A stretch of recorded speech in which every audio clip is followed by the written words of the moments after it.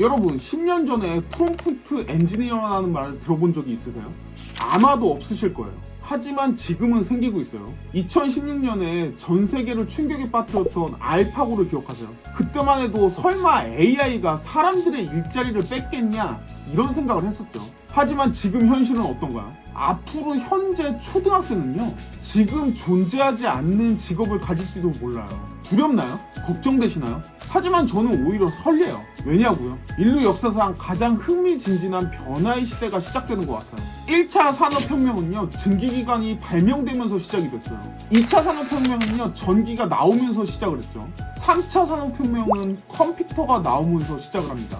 그럼 지금 AI가 주도하는 4차 산업 한가운데 우리가 있는 거예요. 그래서 저는 이 거대한 물결에서 새로 떠오르는 직업 10개랑 없어질 직업 10개를 소개해 드리도록 할게요. 자, 그럼 먼저 새롭게 떠오르는 직업부터 한번 보도록 할게요.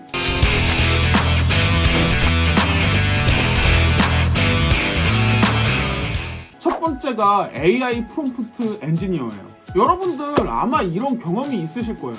오늘 저녁에 뭐 먹지? 이런 걸 AI한테 물어보면 그냥 음식 목록만 나열을 해요. 하지만 나는 혼자 사는 직장인인데 냉장고에 양파, 달걀, 김치만 있다. 이걸로 20분 안에 만들 수 있는 저녁 요리를 추천을 좀 해달라. 그렇게 이야기를 하면 내가 원하는 답변이 나옵니다.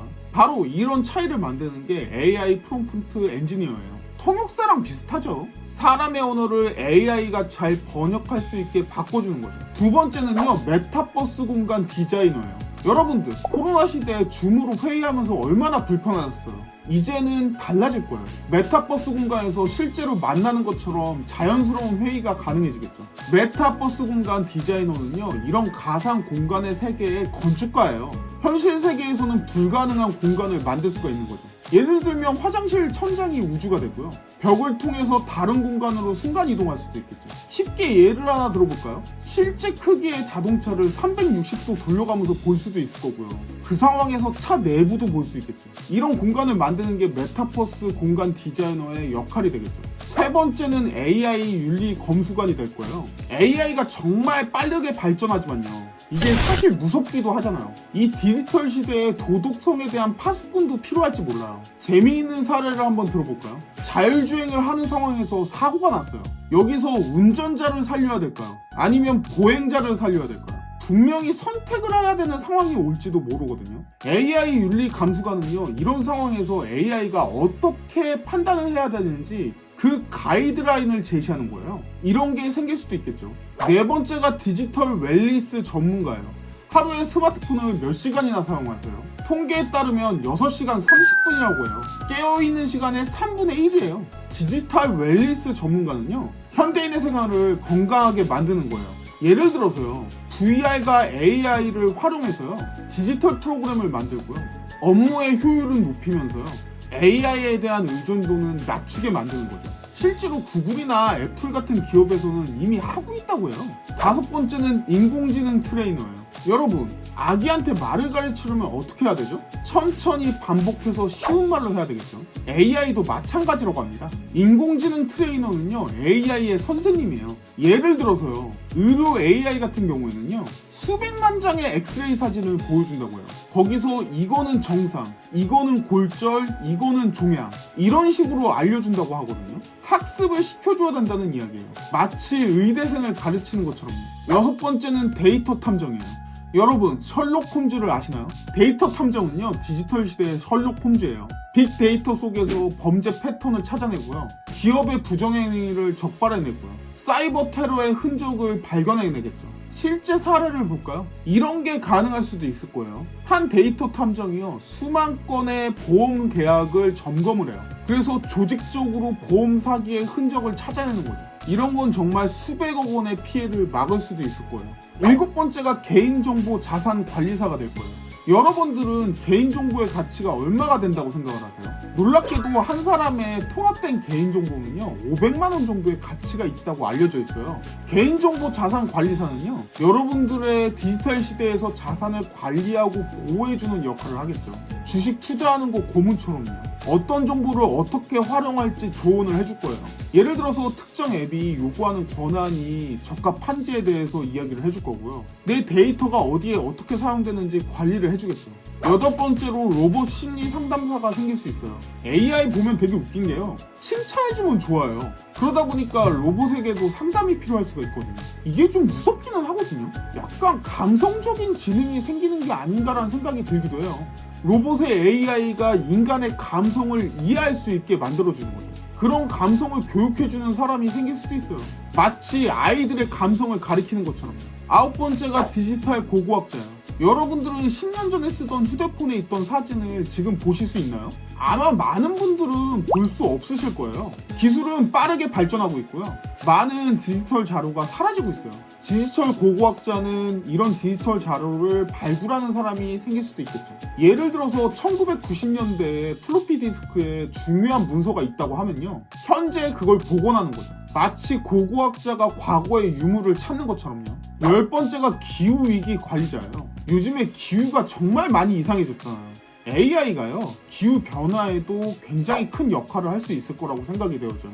실제로 구글의 딥마인드는요, AI로 풍력 발전량을 예측을 했대요. 그래서 전력 생산 효율을 20%를 올렸다고 하더라고요. 이런 식으로 AI를 환경에다가 이용을 할 수 있겠죠. 자, 그러면 지금까지 새로 생길 직업들에 대해서 한번 알아봤거든요. 이제는 없어질 직업에 대해서 한번 알아보도록 할게요. 첫 번째가 은행 창구 직원이에요. 여러분들 최근에 은행 창구를 직접 가본 적이 있으세요? 점점 줄어들잖아요. 이미 대부분의 금융거래가 모바일로 이루어지고 있어요. AI 상담사가 24시간 고객을 응대할 수 있는 시대가 올 거예요. 당연히 없어질 수 있겠죠. 두 번째가 콜센터 직원입니다. AI가 상담사를 대체할 수 있을 거예요. 24시간 쉬지 않고요. 여러 고객이랑 동시에 상담이 가능하겠죠. 모든 상품의 정보도 정확하게 기억을 할 거고요. 당연히 없어질 가능성이 높아요. 세 번째가 데이터 입력하는 사람이거든요. 종이 문서 내용을 컴퓨터에다가 입력하는 사람들이 있잖아요. 많이들 해보셨을 거라고 생각을 하는데요. 이제는 스마트폰으로 사진만 찍으면요, AI가 자동으로 텍스트를 인식을 하겠죠. 이게 지금도 된다고 하거든요. 이렇게 되다 보면 자연스럽게 없어질 거라고 생각이 들어져요. 네 번째가 단순 번역 직업이에요. 몇 년 전만 해도요, 기계 번역은 웃음거리였거든요. 제대로 된 번역이 안 됐었죠. 하지만 지금은 어떤가요? 굉장히 많이 발전했어요. 단순 번역은 실제로 AI가 할 수도 있을 것 같아요. 물론 광고 카피나 창의적인 번역은 여전히 인간들이 하겠지만요. 다섯 번째가 주차 관리원이에요. 주차장 어디에 있든 알아서 차가 운전자를 찾아올 수가 있을 거예요. 점점 자율주행 시스템이 발전하고 있고요. 그러다 보면 주차 관리원의 역할은 제한적이 되게 되겠죠. 여섯 번째가 생산직이에요.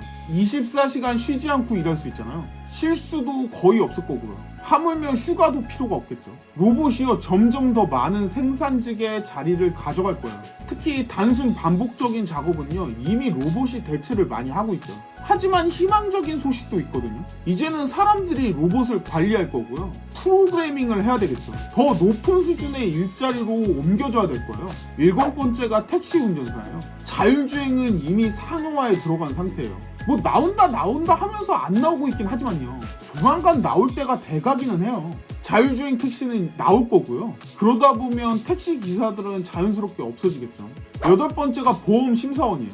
AI는요, 수만 건의 보험 기록들을 찾아서 패턴을 연구할 수 있겠죠. 그리고 사기 위험을 판단할 수 있고요. 적정 보상액을 산출할 수 있을 거예요. 그러면 당연히 보험회사에서는 비용 절감이죠. 아홉 번째는 매장 계산원이에요. 무인으로 돌아가는 매장이 점점 많이 생길 수밖에 없어요. 그냥 물건 들고 나가면 자동으로 결제가 되는 거죠. 이미 있는 데도 있기는 한데요, 100% 자동은 아니더라고요. 하지만 이런 추세는 점점 가속화되겠죠. 열 번째는 물류창고 관리자예요. 점점 더 로봇이 많이 일을 하게 될 거고요. 선반을 들고 움직이고요.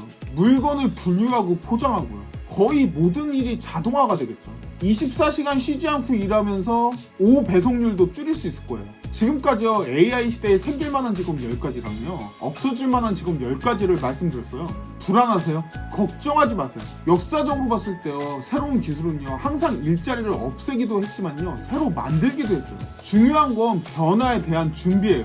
여러분들은 지금 그 변화의 한가운데 있으시고요. 이미 그 준비를 시작하고 계세요. 이 영상을 보고 있는 것만으로 말이죠. 영상이 마음에 드셨다면 구독과 좋아요 눌러주시면 감사하겠습니다.